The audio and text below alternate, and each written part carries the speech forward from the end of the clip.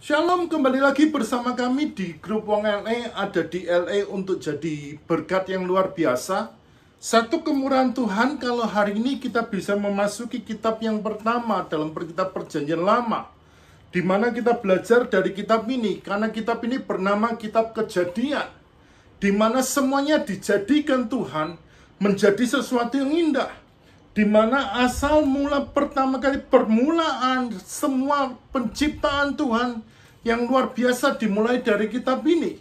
Semua sudah tertulis dalam kitab ini untuk kita bisa tahu asal mulanya permulaan itu.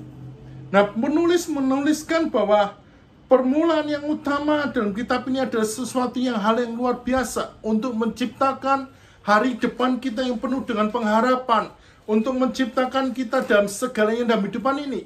Saya mengencourage setiap kita para pembaca, jangan pernah berhenti membaca firman Tuhan, karena inilah sumber dari segala sumber. Ketika kita mempelajari kitab by kitab, kita akan melihat kemurahan Tuhan yang besar dalam hidupan ini.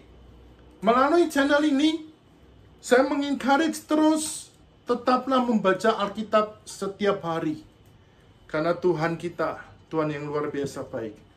Tuhan Yesus memberkati.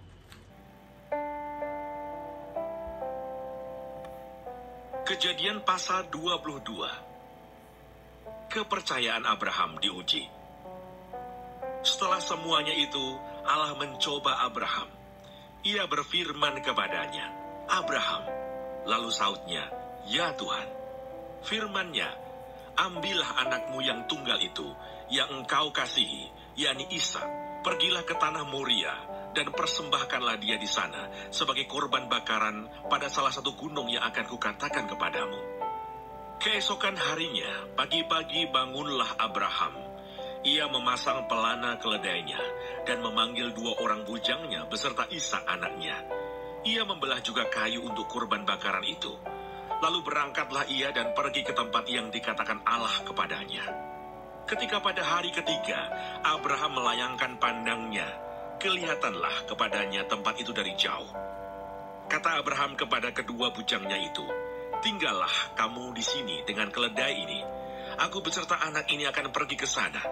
Kami akan sembahyang. Sesudah itu kami kembali kepadamu." Lalu Abraham mengambil kayu untuk korban bakaran itu dan memikulkannya ke atas bahu Ishak anaknya. Sedang di tangannya dibawanya api dan pisau. Demikianlah keduanya berjalan bersama-sama. Lalu berkatalah Ishak kepada Abraham, ayahnya, "Bapa," saut Abraham. "Ya anakku." Bertanyalah ia, "Di sini sudah ada api dan kayu, tetapi di manakah anak domba untuk korban bakaran itu?" Saut Abraham, "Allah yang akan menyediakan anak domba untuk korban bakaran baginya anakku." Demikianlah keduanya berjalan bersama-sama. Sampailah mereka ke tempat yang dikatakan Allah kepadanya. Lalu Abraham mendirikan mezbah di situ. Disusunnyalah kayu, diikatnya Ishak anaknya itu, dan diletakkannya di mezbah itu di atas kayu api. Sesudah itu Abraham mengulurkan tangannya, lalu mengambil pisau untuk menyembelih anaknya. Tetapi berserulah malaikat Tuhan dari langit kepadanya, "Abraham, Abraham." Sahutnya, "Ya Tuhan." Lalu ia berfirman, "Jangan bunuh anak itu, dan jangan kau apa-apakan dia. Sebab telah ku ketahui sekarang bahwa engkau takut akan Allah, dan engkau tidak segan-segan untuk menyerahkan anakmu yang tunggal kepadaku." Lalu Abraham menoleh dan melihat seekor domba jantan di belakangnya, yang tanduknya tersangkut dalam belukar.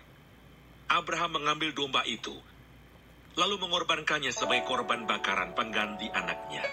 Dan Abraham menamai tempat itu, "Tuhan menyediakan." Sebab itu sampai sekarang dikatakan orang, di atas gunung Tuhan akan disediakan.